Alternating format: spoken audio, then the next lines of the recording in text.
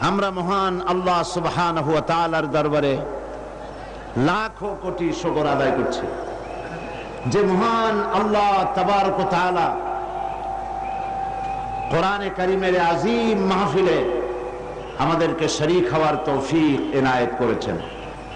তার দরবারে শুকরগুজার হচ্ছি। সকলে পড়ছি আলহামদুলিল্লাহ। রব্বানা লাকাল হামদ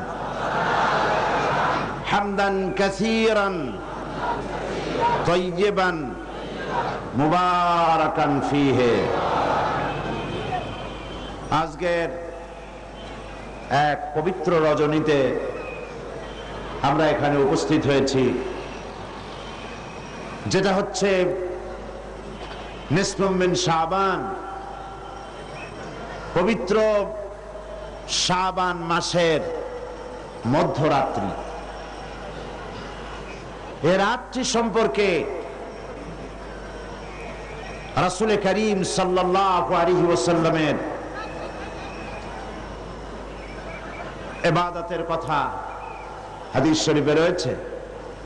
হযরত আয়েশা সিদ্দিকা রাদিয়াল্লাহু তাআলা আনহা তিনি বর্ণনা করেছেন, আমি ঘুমের থেকে জেগে রাসূল করিম সাল্লাল্লাহু আলাইহি ওয়াসাল্লামকে আমার কাছে পাইনি। খুঁজে খুঁজে তাকে পেলাম, তিনি সিজদায় পড়ে কাঁদছেন। এক বর্ণনায় এসেছে তাকে পেয়েছি সিজদায় পড়ে কাঁদছিলেন, আর এক বর্ণনায় এসেছে তাকে জান্নাতুল বাকিতে পাওয়া গেল। প্রশ্ন করা হলো, হে রাসূল, আপনি কাঁদছেন এবং দীর্ঘক্ষণ সিজদায় পড়ে আছেন। রাসূল সাল্লাল্লাহু আলাইহি ওয়াসাল্লাম বলছেন, তুমি জানো না এটা হচ্ছে নিসফুম মিন শাবান, এটা হচ্ছে শাবানের মধ্যরাত্রি। অর্থাৎ এটার থেকেই রমজান মুবারকের প্রস্তুতি পর্ব শুরু হয়। রাসূল করিম সাল্লাল্লাহু আলাইহি ওয়াসাল্লাম এই রাত থেকেই রমজান মুবারকের প্রস্তুতি গ্রহণ করতেন। ইসলামের মধ্যে সবচেয়ে শ্রেষ্ঠ রজনী হচ্ছে লাইলাতুল কদর। শবে বরাতকে লাইলাতুল কদরের সমপর্যায়ের নেওয়া গুমরাহি। লাইলাতুল কদর হচ্ছে ইসলামের সবচেয়ে শ্রেষ্ঠ রজনী, যে রাতটা হচ্ছে আল্লাহ পাকের কাছে অত্যন্ত পবিত্র, যে রাতটি হচ্ছে খায়রুম মিন আলফি শাহর, সেটা হচ্ছে লাইলাতুল কদর, লাইলাতুল মুবারাক। আজকের রাত্রে একটি পবিত্র রাত। এ রাত্রে রাসূল সাল্লাল্লাহু আলাইহি ওয়াসাল্লাম কবর জিয়ারত করেছেন, নফল ইবাদত করেছেন, কাঁদাকাটি করেছেন। আমরাও আজকে আল্লাহ পাকের দরবারে ধর্ণা দেব। তবে প্রচলিত শবে বরাত যেটা করা হয়, রুটি তৈরি করা, হালুয়া তৈরি করা এবং এগুলি বিতরণ করা, এই রাত্রের জন্যই খাস করে নেওয়া, এটা সঠিক নয়। রুটি হালুয়া বিতরণ প্রত্যেক রাতেই হতে পারে, প্রত্যেক দিনই হতে পারে। কিছু বেদাত চালু হয়েছে এই রাতকে কেন্দ্র করে। চট্টগ্রামে এরকম হয়নি। বাজি ফোটানো হয়। আমি বুঝি না লাইলাতুল বরাতের সাথে বাজি ফোটাবার সম্পর্কটা কি। আল্লাহ পাক এই গুমরাহি থেকে, বিদআত থেকে আমাদেরকে হেফাজত করুন, আমরা বলি আমিন।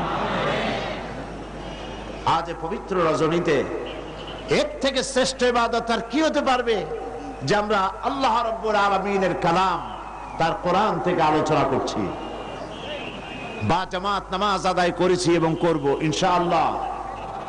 এবং এই লক্ষ জনতা আল্লাহ পাকের দরবারে ভিখারির মতো হাত উঁচু করব।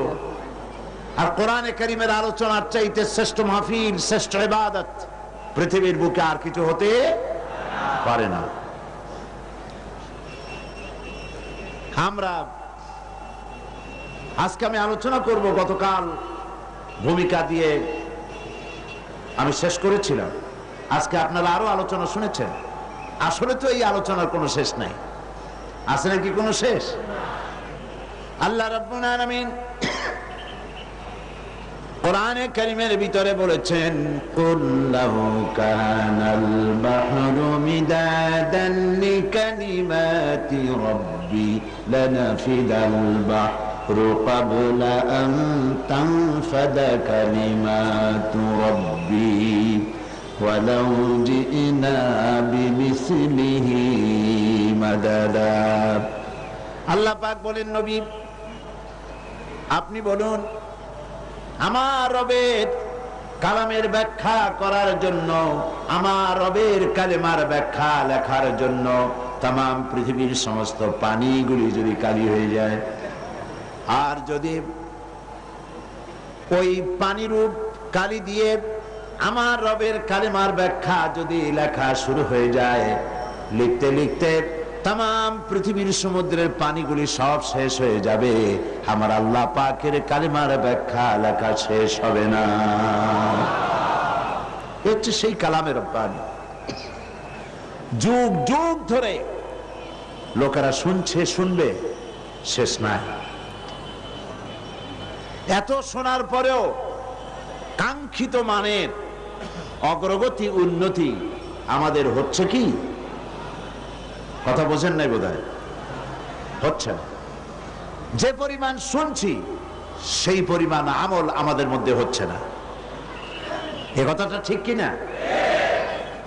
এই মাহফিল আজ, এই লাইলাতুল, এই পবিত্র রাত্রে এত লোকের উপস্থিতি হয়েছে, নারী পুরুষ।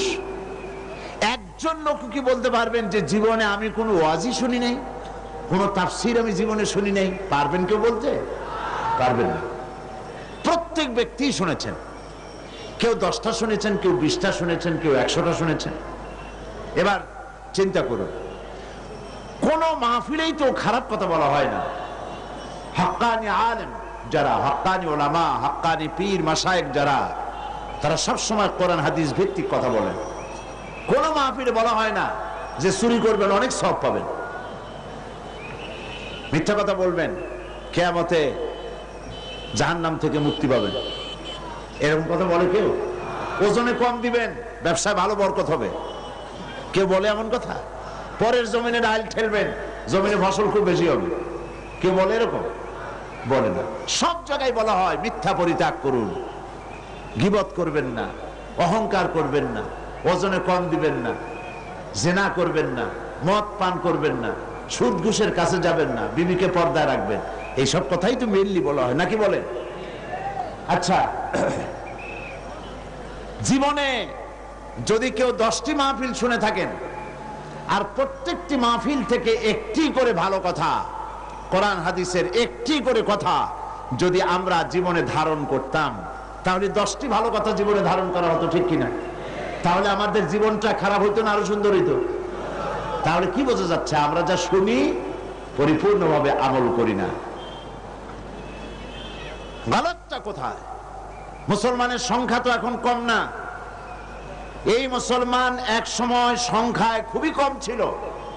সেই কম সংখ্যক মুসলমানেরা 8খানা শুকনো রুটি, একটুখানি খেজুর, 1 গ্লাস অথবা আধা গ্লাস, 1 ঢোক পানি খেয়ে রোম, শাম, পারস্যকে প্রধানত করেছিল। এটা ঠিক কিনা? অর্ধেকটা পৃথিবী মুসলমানদের পায়ের তলায় আসছিল, কথা ঠিক কিনা? আর সেই মুসলমানদের সংখ্যা এখন 130 কোটি পার হয়ে গেছে। কিন্তু আজ মুসলমানের সেই মর্যাদা আছে কি?